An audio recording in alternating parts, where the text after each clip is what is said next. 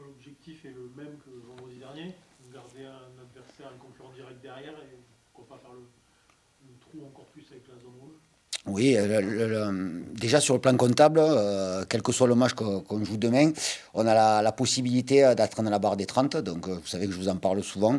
Et c'est quelque chose qu'on doit avoir en tête. Et cette barre des 30, elle est atteignable peut-être dès demain soir. Donc, mais avant toute chose, préparer ce match avec beaucoup de sérieux.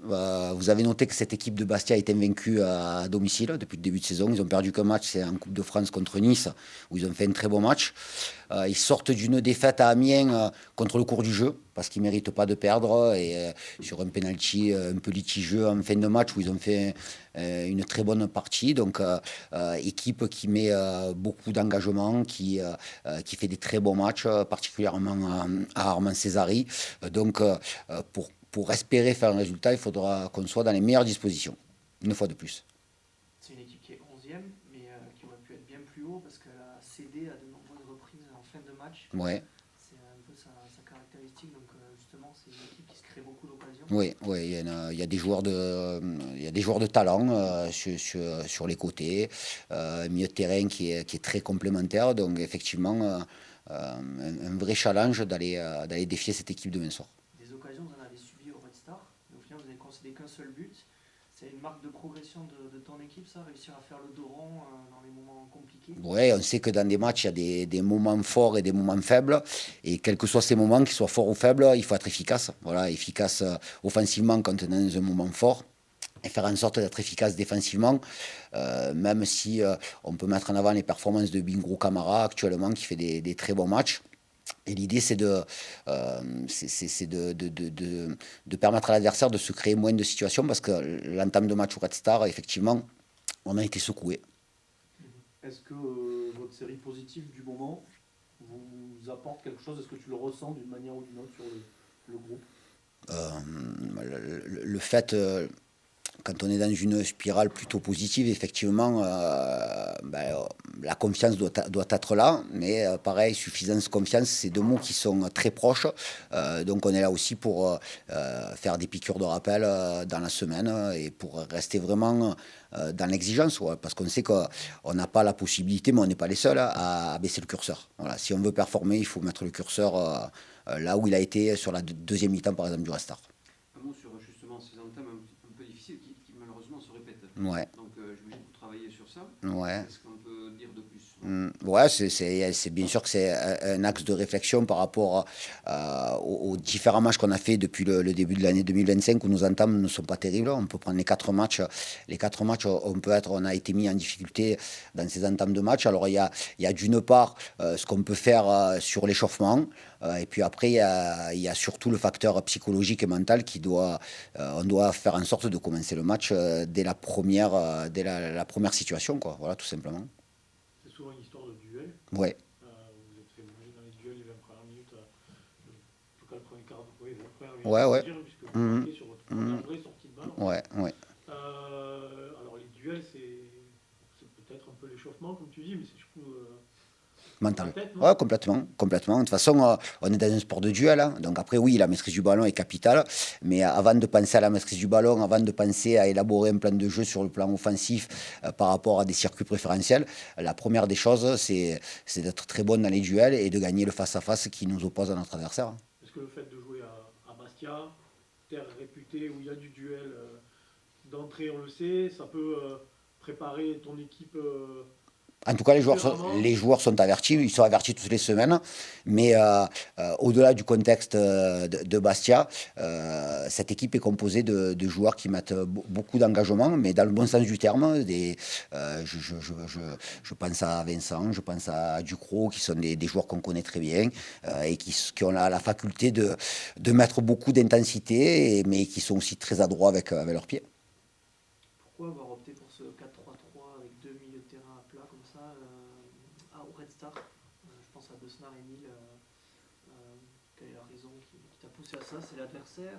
Non, c'était simplement sécuriser un peu plus les sorties de nos latéraux et Et dans ce rôle-là de sentinelle, qui était la semaine dernière Yad Mohamed, ce jour-là, il est là pour garder l'équilibre et permettre justement d'assurer les compensations si un latéral n'a pas le temps de revenir pour pouvoir coulisser et rejoindre l'axe tout simplement. C'est le 4-3-3 avec une pointe basse. La pointe basse, généralement, c'est le joueur qui assure l'équilibre, où il faut beaucoup d'intelligence dans les placements et dans les replacements. Mais après, pendant le match, effectivement, on a commencé comme ça, mais le milieu de terrain était mouvant, quoi. Donc, on s'est retrouvé avec un joueur devant la défense, puis de temps en temps deux. Et c'est aussi ce que peut faire Bastia aussi dans ses lancements.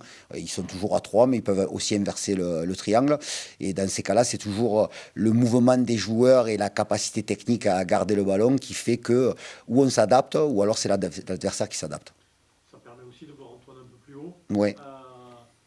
Et depuis le début de saison, alors là, ça a été encore plus vrai au Red Star puisqu'il a été décisif, mais dans ce début de saison, à chaque fois qu'il a joué dans un poste de milieu un peu plus offensif, il a toujours apporté beaucoup. Ouais. Alors, je vais même compléter, quand il a joué dans un rôle plutôt défensif, il a apporté satisfaction aussi. Oui. Mais c'est vrai que c'est un joueur qui est très bon dans la zone de vérité, mais qui a beaucoup de volume et qui est capable aussi de jouer un peu plus bas. Donc après, c'est selon les complémentarités, selon les forces en présence que l'on peut avoir. Mais là, il sort d'un match abouti.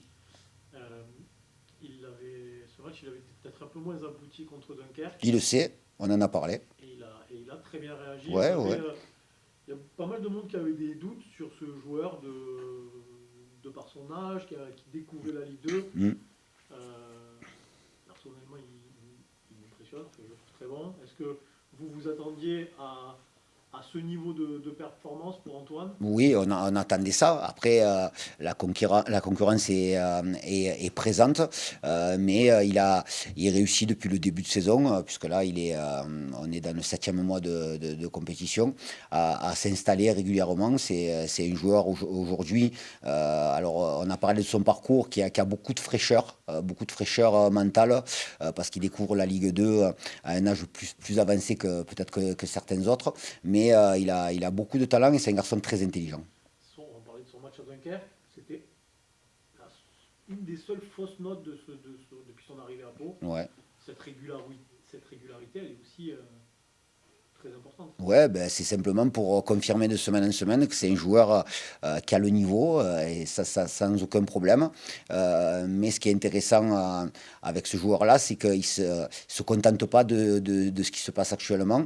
Et c'est que chaque joueur, il doit avoir la volonté de faire mieux la semaine d'après. Et il est dans cette recherche-là. En dehors, on a l'impression que c'est quelqu'un de discret, Non, mais non. pas sur le terrain. Non, c'est... alors moi, je ne vis pas en permanence avec eux, mais je peux vite m'apercevoir que c'est un garçon très intelligent, très chambreur, qui a beaucoup de répartie. Mais ça, c'est la force des gens intelligents, de se rendre discret, mais d'être toujours pertinent dans les propos. Moi, l'important, c'est qu'il soit pertinent sur le terrain. Après, en dehors, c'est très bien, mais qu'il soit pertinent sur le terrain et qu'il continue à l'être. Tu sens qu'il a faim, qu'il a envie de rattraper un peu le temps perdu? Oui. Alors, pas rattraper le temps perdu, mais profiter du temps présent surtout. Où se situe sa marge de progression, toi? Dans la haute intensité. Ouais, il sait faire beaucoup de choses. Il a un bon jeu de tête pour un joueur offensif. Il oriente bien le jeu. Il a une très bonne technique. Il a la particularité d'avoir un très bon pied droit pour un joueur gaucher. Et c'est simplement la capacité à répéter les performances de semaine en semaine. Là, effectivement, il sort d'un très bon match. Mais l'idée, c'est qu'il fasse un très bon match demain, quoi, voilà. Le match aller, vous allez en reparler ou pas spécialement? On l'a évoqué. On l'a évoqué parce que c'est certainement l'équipe qui nous a mis le plus en difficulté sur la deuxième mi-temps, qui nous avait privé de ballon. Je crois qu'en deuxième mi-temps, on était à 70-30 de possession. C'est une équipe qui avait changé d'organisation à la mi-temps. Tramoni était rentré à la mi-temps et ils avaient été très bons. Donc on sait que c'est une équipe qui a beaucoup de qualité. Il peut avoir certaines similitudes avec le Sporting. Je crois d'ailleurs que c'est depuis ce moment-là que Tramoni est titulaire souvent côté droit. Et l'équipe, elle marche vraiment bien. Ouais, il y a du talent sur les côtés. Boutra, Tramoni, c'est de très bons joueurs. Tommy aussi. Enfin, moi, je ne vais pas tous les citer, mais après, c'est une équipe comme toutes les semaines où il y a des joueurs de qualité, il y a des joueurs de talent, mais je trouve que cette équipe, elle est homogène. Et quand on est invaincu, ils ne sont pas invaincus parce qu'ils jouent à Furiani, hein, ils sont invaincus parce qu'ils sont performants. On va commencer par parler de toi. Depuis ton arrivée à Pau, j'allais dire que tu impressionnes de plus en plus, non, mais en tout cas, tu as chassé tous les doutes qu'il pouvait y avoir sur ta découverte du niveau Ligue 2. Tu as prouvé vraiment que tu avais le niveau. C'est une vraie satisfaction pour toi ou tu n'avais aucun doute là-dessus? C'est un mélange d'un petit peu des deux. C'est une satisfaction pour moi. Et à la fois, j'avais pas de doute, mais il fallait quand même que je le monte sur le terrain. Donc j'ai eu l'opportunité d'abord de gratter du temps de jeu, ensuite de petit à petit essayer de m'imposer. Donc forcément, oui, je suis très satisfait. Si en plus j'impressionne, tant mieux. Mais non, moi l'objectif, comme je peux le dire souvent, c'est de jouer le maximum de matchs. Actuellement, ça se passe plutôt bien, donc non, sur ça, je suis très content. Le match à Dunkerque, il était un petit peu en dessous des standards auxquels tu nous avais habitués. Nicolas vient de dire que tu le savais. Mais tu as vraiment bien réagi une semaine plus tard. J'imagine que tu es satisfait de ça aussi. Oui, bah, c'était important. Je suis quelqu'un d'assez exigeant avec moi-même, donc quand on est sorti du match, le coach m'a demandé qu'est-ce que j'avais pensé de mon match. J'ai été honnête en disant que j'ai trouvé que j'avais pas du tout fait un bon match. Et forcément, il faut pas, quand on est exigeant, il faut essayer de ne pas enchaîner les mauvaises performances. Et c'était l'objectif de ce match du Red Star. Et donc voilà, j'ai fait une bonne prestation contre le Red Star, je pense. Donc oui, c'était important de ne pas rééditer ce qui s'est passé à Dunkerque. Ton volume te permet de jouer un peu milieu défensif, un coup plus offensif, presque même 10. On t'a vu même sur certains bouts de match être quasiment deuxième attaquant. Où est-ce que c'est que tu es le plus à l'aise? Alors moi, de base, je suis formé... Pas sur le terrain. Comment? Pas sur le terrain comme tout le monde. Non, moi de base, je suis formé en tant que numéro 10. Je pense que c'est le poste dans lequel je me sens le plus à l'aise parce qu'il offre beaucoup de liberté. Maintenant, après, il faut savoir s'adapter à un dispositif, aux coéquipiers avec lesquels je joue. Donc, je suis à l'aise, on va dire, quoi qu'il arrive dans l'axe du terrain. Après, c'est sûr que le poste où je me sens le plus à l'aise et là où j'ai été formé, c'est en tant que numéro 10. Tu ne rechignes pas à faire des efforts défensifs.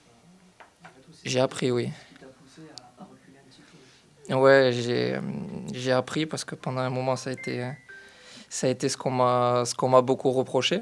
Et pendant ma formation à Colomiers notamment. Et il y a eu une année où on a évolué en 4-4-2 à plat, où j'étais dans les 2-6. Et je pense que c'est ce qui m'a permis d'étoffer mon volume et surtout de travailler sur le plan défensif. Est-ce que tu prends un certain plaisir à ça aussi? Maintenant, tu dis j'ai appris. Oui, maintenant oui. Avant, aucun, pour être honnête. Mais maintenant, oui, c'est sûr que... Et puis même, ça permet, quand on récupère la balle, après de se projeter plus facilement. Donc, par rapport à ça, oui. Qu'est-ce qui a été le plus, on va dire, difficile dans le changement de niveau entre le national et la Ligue 2? Qu'est-ce qu'il a fallu s'adapter à quoi surtout? Je pense que c'est surtout en termes d'exigence. Je pense que plus on monte de niveau, plus la moindre erreur se paie cash. Donc je pense que c'est surtout sur ça qu'il fallait être attentif. Où est-ce que tu situes ta marge de progression encore? Je pense que je peux être plus décisif que ça. Par exemple, rien que sur le match de ce week-end, même si je pense avoir fait une bonne performance, j'aurais pu être plus décisif, que ce soit par le but ou pour la passe. Et puis après, je dirais aussi dans la gestion des temps forts et des temps faibles. Je suis énormément porté vers l'attaque, mais des fois c'est quand même aussi bien de savoir que si sur certain temps du match on est en difficulté, plutôt que de partir à l'abordage, peut-être calmer le jeu et temporiser pour faire redescendre le temps fort de l'équipe adverse. Tu viens de Toulouse, te rapprocher de chez toi, ça a été un argument pour rejoindre Pau cet été? Forcément, ça entre en compte parce que jusque-là, c'est vrai que j'étais un petit peu loin de mes terres. Mais après, non, moi, le plus important, ça reste quand même d'être dans un club qui me fait confiance, qui me fait jouer. Et c'est le plus important. Après, c'est un petit plus, ça c'est sûr, d'être à côté de Toulouse, mais c'est pas non plus un point primordial. Comment juges-tu les performances de ce Pau FC, 9e actuellement? Est-ce que vous pouvez viser un peu plus haut, selon toi? Est-ce qu'on peut? Oui. Maintenant, je pense qu'il ne faut pas du tout s'enflammer. Le championnat, il est hyper dense. Je pense que si on enchaîne 2 victoires, oui, on sera positionné un petit peu plus haut, mais si on enchaîne 2 défaites, on regardera vers le bas. Et je pense que c'est là-dessus où il faut qu'on soit super attentif parce que notre objectif, c'est le maintien et il ne faut pas qu'on déroge à cette règle. Un mot sur l'adversaire de ce vendredi, Bastia. Qu'est-ce que tu peux nous en dire suite au match aller, suite à leur saison? Ouais, ben, je pense que c'est une très bonne équipe de ce championnat qui nous ressemble aussi un petit peu, je pense.